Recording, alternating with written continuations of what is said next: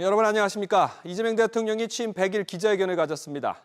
앞서 지난 7월 초에 역대 대통령 가운데 처음으로 취임 한 달 만에 첫 기자회견을 열었는데 두 번째 기자회견도 가장 빨랐습니다. 이 대통령은 외교통상부터 민생경제까지 다양한 분야와 주제에 대해서 의견을 밝혔습니다. 잠시 뒤 민생경제 관련해서 자세히 전해드리고 이에 앞서서 먼저 미 이민 당국에 구금됐던 우리 국민들 소식입니다. 미국 조지아주에서 미 이민 당국에 의해서 갑작스럽게 체포됐던 한국인 300여 명이 마침내 석방돼 귀국길에 올랐습니다. 혼란스러웠던 기습 체포로부터 7일 만입니다. 특히 우려됐던 추방 명령에 의한 게 아니라 자진 출국 형태로 귀국이 이뤄지게 됐습니다. 이광호 기자. 네, 이광호입니다. 오늘 오후에 석방 소식이 전해졌는데 지금은 버스로 이동 중인 거죠? 그렇습니다. 구금됐던 한국인 300여 명은 우리 시간으로 오후 3시경 버스 8대에 나눠 타고 대한항공 전세기가 대기하고 있는 하츠필드 잭슨 애틀랜타 국제공항으로 향했습니다. 철창이 달린 호송용 버스가 아니라 일반 검은색 버스였고 구금됐던 사람들도 수갑 등 구속 없이 평상복 차림이었습니다. 이들은 오늘 밤 1시경 비행기를 타고 내일 오후쯤 귀국할 것으로 보입니다. 우려됐던 추방 형태가 아닌 불이익 없는 자진 출국으로 석방이 이루어졌지만 모든 근로자가 예외 없이 지속적으로 재입국에 불이익이 없을지는 이후 양국의 세부 협상에 따라 확정될 것으로 보입니다. 오늘 취임 100일 회견에서 이재명 대통령도 이번 사안에 대해서 언급을 했죠. 그렇습니다. 취임 100일 기자회견에서 관련 질문을 받은 이재명 대통령은 본인은 물론 미국에 진출한 기업들도 당황스러웠을 것이라고 우려했는데요. 들어보시죠. 미국이 현지 공장을 설립한다는 게 이거 앞으로 온갖 불이익을 주거나 아니면 어려워질 텐데 이거 해야 되나? 이런 고민을 안 할 수가 없겠죠. 그게 아마도 앞으로 대미 직접 투자에 상당히 큰 영향을 미칠 수가 있죠.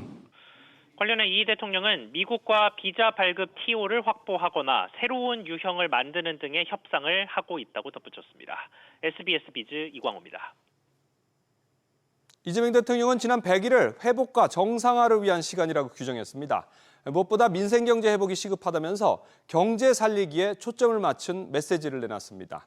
주식시장 활성화부터 부동산과 세제까지 민생경제와 직결된 현안들에 대한 입장을 밝혔습니다. 논란이 됐던 대주주 양도세 기준은 기존대로 50억 유지로 가닥이 잡혔고 한동안 수면 아래 가라앉았던 상속세 개편론도 다시 부상할 것으로 보입니다. 먼저 우영준 기자입니다.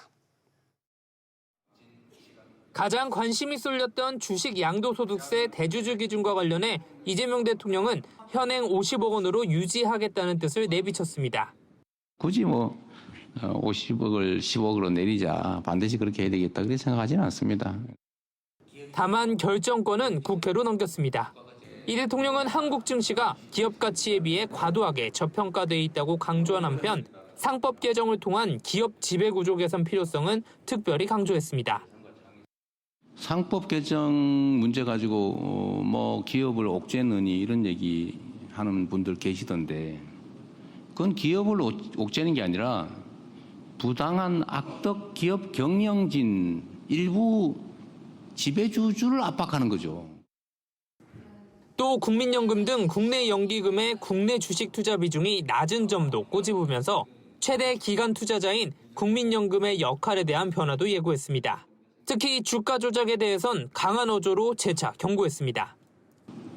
앞으로는 이익이 안 나더라도 주가 조작에 투입된 원금을 다 몰수한다. 이 방송 보시는 주가 조작 사범 여러분, 앞으로는 조심해서 하지 마세요. 앞서 민주당이 내놨던 상속세 공제 한도를 기존 10억 원에서 18억 원으로 상향하는 방향으로 한 세법 개정도 예고했습니다. 하여튼 이번에 그 처리하는 걸로 하시죠, 한꺼번에. 예, 정책위하고 상의하겠습니다. 미국과의 관세 협상 후속 세부 협의를 두곤 어떠한 이면 합의도 하지 않을 것이라며 국익에 반하는 결정을 절대 하지 않겠다고 강조했습니다. SBS 비즈 우형준입니다. 네, 이번 회견에서는 부동산과 관련된 언급도 많이 나왔습니다.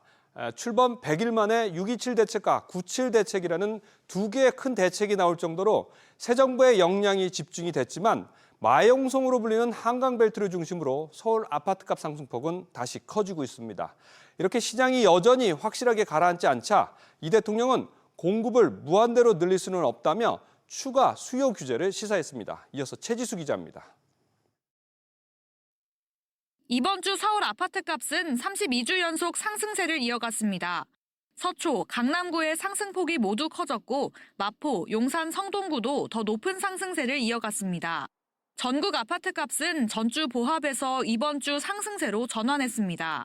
부동산 시장 안정을 위해 정부가 최근 주택 공급 대책을 내놨지만 서울 도심 유휴부지 착공이 5년간 4천 가구에 그치면서 시장 반응은 싸늘합니다. 단기적인 공급 문제가 여전히 해소되지 않은 가운데 이재명 대통령은 주택 공급만으로는 시장 안정을 찾기엔 한계가 있다고 밝혔습니다.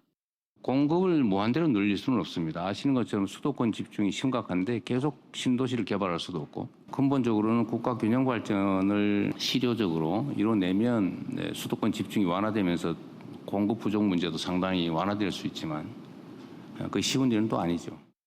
그러면서 수요 관리를 잘해야 한다며 부동산 투기 수요를 억제하는 것에 집중하겠다고 강조했습니다. 대한민국의 경제 구조가 기본적으로 부동산 투기 중심인 측면이 있습니다. 끊임없이 초과 수요 또는 투기 수요 이런 것들을 통제해야 되고 반복적으로 대책을 내놓을 수밖에 없죠. 사실상 임기 동안 대출 규제 등 수요 억제책을 계속해서 내놓을 거란 의미로 풀이되는데 실수요자들의 우려도 커지고 있습니다. 과거 문재인 정부 때 다주택자 종합부동산세와 양도세를 강화했음에도 집값은 더 급등했던 것처럼 근본적인 공급 해결책 없이 돈줄만 조이는 정책으로는 한계가 있을 수밖에 없습니다. SBS 비즈 최지수입니다. 앞서 전해드린 대로 이 대통령이 대주주 양도세 기준 10억 원 강화를 고집하지 않겠다고 해서 양도세 기준 관련 논란은 일단락됐습니다. 하지만 주식 양도세를 내는 대주주 기준의 혼선으로 코스피는 최근 한 달여간 횡보세를 보였습니다. 외국인은 순매도로 돌아섰고 개인 투자자들도 불만을 터뜨리면서 증시 거래 대금은 쪼그라들었습니다. 신다미 기자의 보도입니다. 상반기 높은 상승률을 보이던 코스피는 지난 40여일간 박스권에 갇혔습니다. 양도세 부과 대주주 기준을 기존 50억 원에서 10억 원으로 강화하는 세제 개편안이 발목을 잡았습니다. 55억 올라갔기 때문에 순매도가 좀 줄어야 될 거로 저희는 기대를 했는데 순매도가 오히려 또 그때 23년도에 증가했던 측면도 있고 종목별로 이제 이 대주주 기준을 판단하는데 또 조세 형평성에서의 저해가 된다는 이런 지적도. 정부가 대주주 기준을 강화한 건 배당소득 분리과세 도입 시 세수가 감소할 수 있다는 우려 때문입니다. 그러나 세제 개편안이 이재명 대통령의 코스피 5천 공약을 역행한다는 비판과 함께 연말에 대규모로 매도 물량이 쏟아져 나올 수 있다는 우려가 제기됐습니다. 정책 불확실성에 외국인은 4개월 만에 순매도로 돌아서 한 달간 1조 6천억 원을 순매도했습니다. 개인 투자자도 2천억 원 넘게 팔아치우며 코스피 거래 대금은 전달보다 30% 가까이 줄었습니다. 모든 증시는 큰 손이 좌지우지합니다. 소액 투자자들도 이제는 그 주식시장 생리를 알기 때문에 대다수가 이제 반대했고 반발로는 이제 증시 활성화 코스피 5천을 외쳤는데 실제 그 내놓은 그 세제 개편안은 증시를 침체시키고 그래서 지수 상승과 반대의 길을 걸었다고 봐서 여당은 정부의 대주주 기준 현행 유지를 요청했고 야당은 100억 원으로 상향하는 법안을 발의했습니다. 정부에서 국회로 공이 넘어오면서 이달 정기국회부터 대주주 양도세 기준 등 증시 활성화 정책이 본격적으로 논의될 전망입니다. SBS 비즈 신다입니다. 이렇게 불확실성이 해소되자 코스피가 3,340선마저 돌파하면서 이틀 연속 사상 최고 행진을 이어갔습니다. 시장이 우려했던 양도세 대주주 요건 강화가 이 대통령 취임 100일 기자회견에서 공식 일단락됐고 미국 금리 인하 기대감이 맞물리면서 외국인들 매수세가 몰리자 지수가 다시 치솟았습니다. 엄하은 기자의 보도입니다. 코스피 지수는 어제보다 0.9% 오른 3,340선에 마감하며 하루 만에 사상 최고치를 갈아치웠습니다. 이재명 대통령이 주식 양도세 대주주 기준을 현행 50억 원으로 유지할 수 있다는 입장을 밝히자 시장은 반응했습니다. 외국인과 기관이 1조 원 넘게 사들이며 지수를 끌어올렸습니다. 배당 분리과세 같은 경우는 뭐 남아있는 숙제이긴 하지만 대주 요건 강화는 너무 이제 깨는 거였기 때문에 이것만 된다 하더라도 시장에서 일단 뭐 기대가 되는 거고. 증시 부양 의지를 보이자 시가총액 상위 종목은 상승세를 탔습니다. 하나 에어로스페이스와 SK 하이닉스는 각각 3.93%, 0.9% 올랐습니다. 다만 최근 강세가 이어졌던 증권, 금융주는 주식 양도세 대주주 기준이 확정되지 않은 실망감 등이 작용하며 대부분 약세로 돌아섰습니다. 미래에셋증권은 4%대 하락했고 우리금융지주도 1%대 떨어졌습니다. 어제부터 대주주 양도세 환원에 대한 내용들이 이미 시장에 알려졌거든요. 그래서 이제 차익 실현 매물이 먼저 나온 것 같아요. 단기적으로는 좀 주가가 많이 올랐기 때문에 빠지는 건 어쩔 수 없는데 좀 중장기적인 측면에서는 좀 여전히 좋게 생각합니다. 코스피가 하반기에 3,400선을 넘어설 것이란 전망이 나오는 가운데 주요 기업들의 실적이 뒷받침할 수 있을지가 관건입니다. SBS 비즈 엄하은입니다.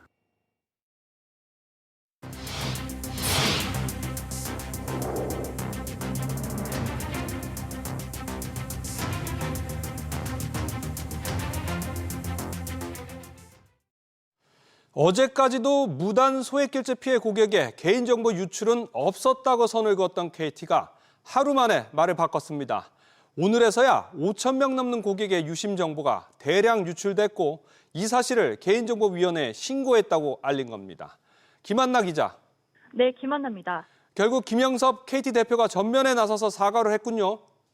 네, 그렇습니다. 김영섭 대표는 불안과 심려를 끼쳤다며 수차례 고개를 숙였습니다. 직접 들어보시죠. 피해가 발생된 고객께 머리 숙여 다시 한번 죄송하다는 말씀을 드리겠습니다. 감사합니다.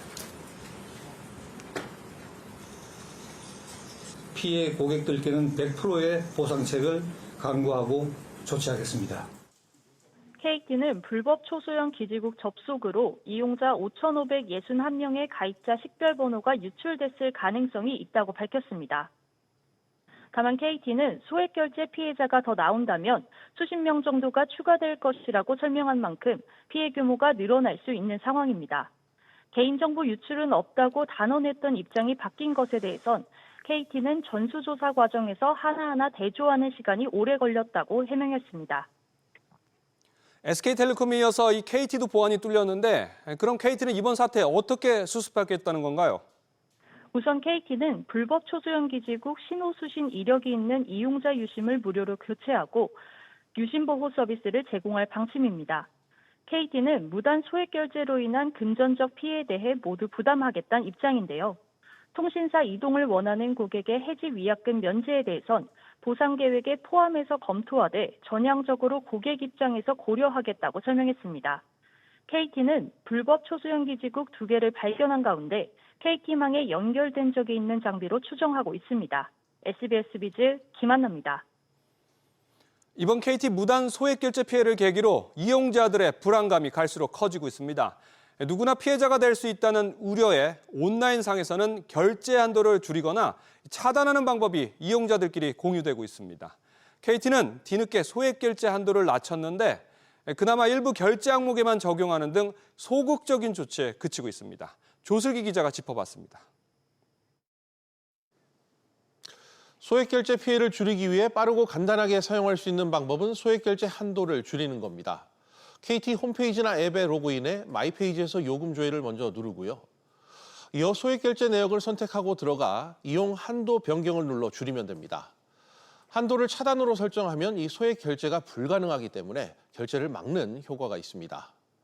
그러나 해킹을 통한 한도 재설정으로 피해를 입을 수도 있어 100% 막을 수 있다고 단정은 어렵습니다. 한도를 줄이는 것을 넘어 원천 차단을 하면 소액결제가 되지 않습니다. 소액결제 원천 차단은 이 통신사 고객센터에 전화를 걸어 직접 요청해야 합니다. 해당 번호로 이 소액결제 서비스를 이용하지 않겠다는 의사를 밝힌 만큼 한 번 신청하면 되돌리긴 어렵습니다. 문제가 커지자 KT는 피해가 집중된 이 상품권 소액결제 한도를 10만 원으로 낮추겠다고 밝혔습니다. LG U+ 역시 내일부터 10만 원으로 낮출 예정이고 SK텔레콤도 한도를 똑같이 낮출지 내부적으로 검토 중입니다. 다만 개인정보 유출이 확인된 상황에서 일부 결제 항목에 한해서만 한도를 낮춘 것은 지극히 소극적인 조치에 불과하다는 지적이 나옵니다. KT 측은 오는 17일부터 원천 차단도 홈페이지와 앱에서 할 수 있도록 준비 중이라고 밝혔습니다.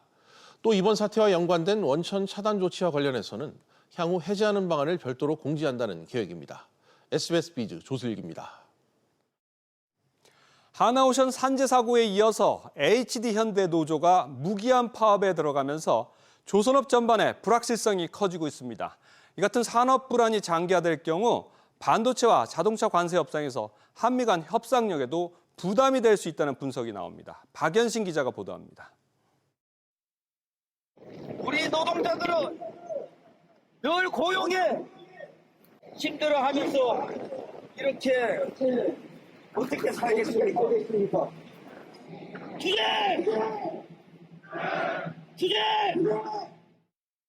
HD현대중공업노조가 임금 및 단체협약 교섭 결렬을 이유로 오늘부터 무기한 전면 파업에 들어갔습니다. 일부 조합원은 고공 농성에 돌입하는 등 투쟁 수위가 점점 높아지면서 조선소 생산 일정에도 차질이 불가피해졌습니다. 하나오션 거제조선소에서는 최근 안전사고로 근로자가 숨지면서 산업 현장의 불안감이 한층 커졌습니다. 중대재해처벌법 적용 여부는 아직 결정되지 않았지만 이번 사망사고로 해양플랜트 인도는 지연될 전망입니다. 조선업이 우리 수출을 이끄는 핵심 산업으로 꼽히고 있는 가운데 이 같은 파업과 사고는 국제 신뢰도와 산업 경쟁력에 타격을 줄 수밖에 없습니다. 더 큰 문제는 이 같은 불확실성이 통상 협상에도 영향을 줄 수 있다는 점입니다. 한미 관세 협상 후속 협의를 앞둔 상황에서 마스가 프로젝트는 한국이 가진 가장 강력한 협상 카드로 꼽힙니다. 하지만 산업 현안이 지속되면 국내 생산 기반의 안정성이 의심받을 수 있고 이는 곧 협상 테이블에서의 영향력 약화로 이어질 수 있다는 분석이 나옵니다.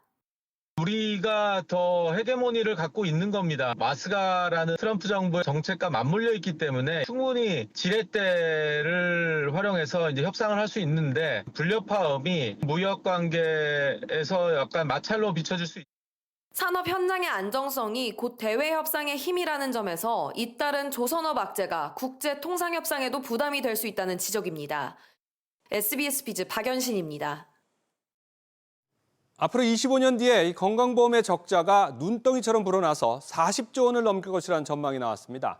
보험료를 최대치로 거둘 경우를 가정한 시나리오라 실제로는 적자 폭이 더 커질 수 있다는 우려도 나옵니다. 김한진 기자, 이대로 가면 상황이 심각해지겠군요. 그렇습니다. 한국보건사회연구원이 분석한 내용인데요. 2050년에 건강보험 총 지출이 296조 원이 넘는 데 반해 총 수입은 251조 원가량에 그칠 전망입니다. 약 45조 원에 이르는 적자를 내는 건데요. 보험료율이 법적 상한선인 8%까지 인상된 상황을 가정했을 때 시나리오입니다. 보험료를 최대치로 내더라도 의료비가 느는 속도를 감당하기 힘들 것이란 분석입니다. 아무래도 인구 고령화가 가장 큰 원인이겠죠? 그렇습니다. 현재 전체 가입자의 20%를 채 넘지 않는 65세 이상 노인이 사용한 진료비가 전체의 절반 수준에 달하는데요. 1955년에서 1963년 사이에 태어난 베이비부머 세대가 고령층에 진입하면 의료 서비스 이용은 더 가파르게 늘어 건강보험 재정에 직격탄이 될 전망입니다. 연구진은 인구구조 변화뿐 아니라 새로운 의료기술 도입과 소득 증가에 따른 의료 수요 확대 등을 종합적으로 판단했지만 구조적 적자가 불가피한 상황으로 진단했습니다. 연구진은 단순히 보험료를 더 걷는 방식에 머물러서는 건강보험의 지속 가능성을 담보할 수 없다고 경고했는데요. 저출산 고령화 흐름에 맞설 지출구조 개편과 의료 공급체계 혁신 등 근본적인 제도 개선 논의가 필요하다고 강조했습니다. SBS 비즈 김한진입니다. 고령 인구가 크게 늘어나면서 간병보험에 대한 관심도 커졌습니다. 간병인을 쓰면 간병비 일당을 지급받는 보험 가입자들도 갈수록 늘고 있습니다. 이에 따라서 손해율이 급격히 치솟으면서 보험료 인상 가능성도 커지고 있습니다. 이 내용은 이정민 기자가 취재했습니다. 50대 이모 씨는 재작년 간병비 특약이 들어있는 보험에 가입했습니다.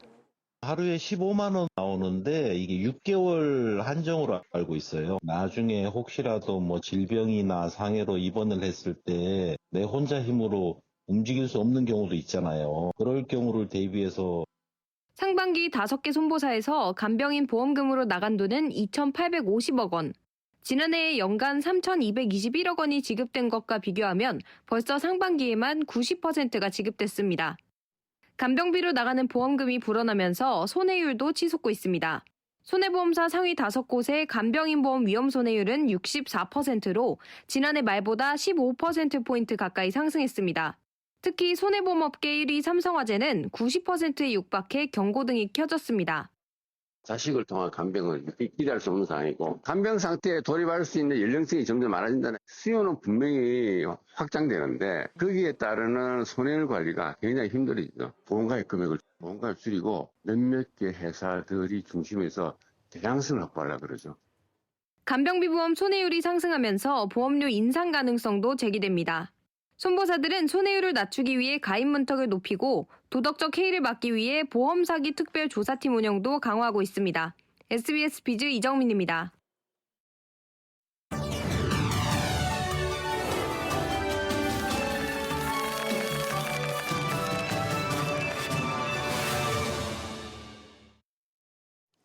효용성이 사라진 낡은 규제에 대해서 대안을 고민해보는 연중기획 시간.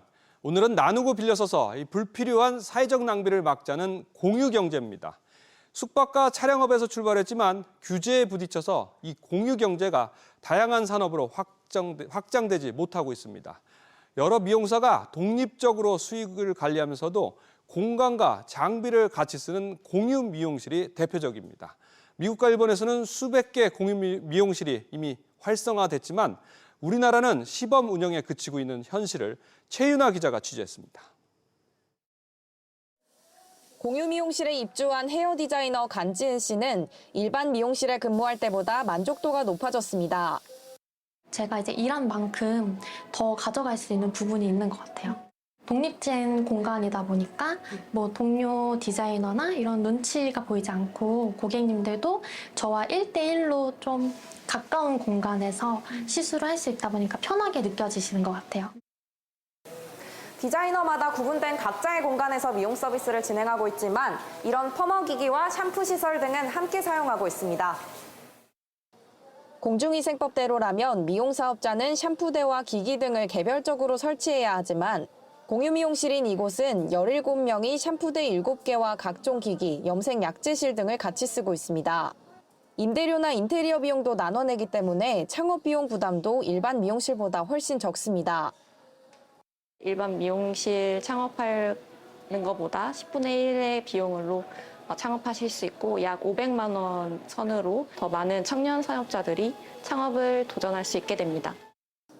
하지만 이런 공유 미용실은 전국에 11곳밖에 없습니다. 지난 2020년 규제 샌드박스가 적용된 지 5년이 흘렀지만 여전히 시범 운영에 머물러 있기 때문입니다.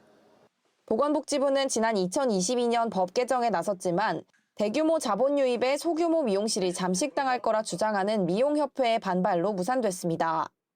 100평, 200평짜리를 얻을 수 있는 사람들은 자본이 있지 않고는 할 수가 없잖아요. 청년 창업이라고 하는 그런 그 명분으로 굉장히 실력 있는 사람들을 뽑겠죠. 시장이 재편되고 나면 5천만 원씩 가져와라. 그래도 거기 들어와야 될 거 아니에요. 다른 데 경쟁이 안 되는데. 협회는 공유 미용실을 하더라도 인원을 3명 이내로 제한해야 한다는 입장이지만 정부와 전문가들은 인원 제한은 창업 활성화라는 취지에 맞지 않다고 지적합니다. 공유시설에 대해서 3인이 사용해야 하는 근거를 찾기가 어려울 겁니다. 일단 진입 규제로 보여지는 성격들은 거의 다 없어지는 게 맞다고 생각합니다. 지역마다 또 업장마다 이제 적정한 수의 그 공유 미용실을 사용하는 인원이 정해질 거라고 생각이 됩니다. 미용실보다 높은 수준의 위생을 요하는 주방도 지난 2021년 식품위생법 개정을 통해 공유 주방이 허용된 가운데 공유 미용실을 통해 미용인들이 비용 부담을 덜고 꿈을 키우는 공간으로 키워야 한다는 지적입니다. SBS 비즈 최윤아입니다. 우리 국민 3명 중 1명은 반려동물을 기르는 반려인 1,500만 시대입니다. 반려동물을 기르는 사람들이 늘면서 이 반려동물의 치료, 건강에 대한 관심도 높아지고 있습니다. 반려인들을 공략하기 위한 보험사들의 움직임도 더불어 분주합니다. 신성우 기자의 보도입니다. 정진복 씨는 키운 지 5년이 된 반려견을 위해 최근 펫보험에 가입했습니다. 함께 지낸 시간만큼 질병이나 물림 사고에 대한 걱정도 커졌기 때문입니다. 그냥 자식이에요. 아들인가요? 딸. 강아지들도 수술비가 비급여여서 엄청 많이 나오더라고요. 그래서 좀 얘가 아팠을 때 죄책감 없이 좀 치료를 다 해주려면 보험이 필요하겠다 생각했어요. 지난해 기준 반려동물을 기르는 가구는 3집 중 1집에 달합니다. 지난 2015년 약 22% 수준이던 반려동물 양육 가구 비중이 어느덧 30% 가까이 올랐습니다. 이에 따라 펫보험 계약은 지난해 말 기준 약 16만 건으로 1년 전보다 50% 가까이 급증했습니다. 시장이 커지면서 손해보험사들의 경쟁도 뜨거워졌습니다. 병원이나 미용실, 검색, 예약을 돕거나 제휴사를 통한 AI 건강 상담, 건강 분석 등 서비스를 담은 펫 전용 플랫폼 개발도 이뤄지고 있습니다. 병원, 보험사로 이어지는 생태계를 확보해 펫보험 판매를 늘리겠다는 계산입니다. 여기에 반려동물 위탁 비용을 보장하거나 행동 교정 훈련비를 지급하는 등 보험도 쏟아지고 있습니다. 일단은 접근성이 좀 좋게 만들어가지고 가급적인 많은 사람이 가입을 하게 하고 그다음에 하나씩 이렇게 추가하도록 유도하는 게 바람직하지 않나. 이재명 대통령이 공약으로 발표했던 동물병원 표준 수가제가 도입되면 펫보험이 더 활성화될 것이란 관측도 나옵니다. SBS 비즈 신성우입니다. 이달 초 수출이 반도체와 선박 등 주력 품목에 힘입어서 증가세로 출발했습니다. 오늘 관세청에 따르면 이달 들어 어제까지 열흘 동안 수출액은 192억 달러로 지난해 같은 기간보다 3.8% 증가했습니다. 반면 대미 수출은 미국 고율 관세 영향으로 8.2% 줄며 전달에 이어 감소세가 이어졌습니다.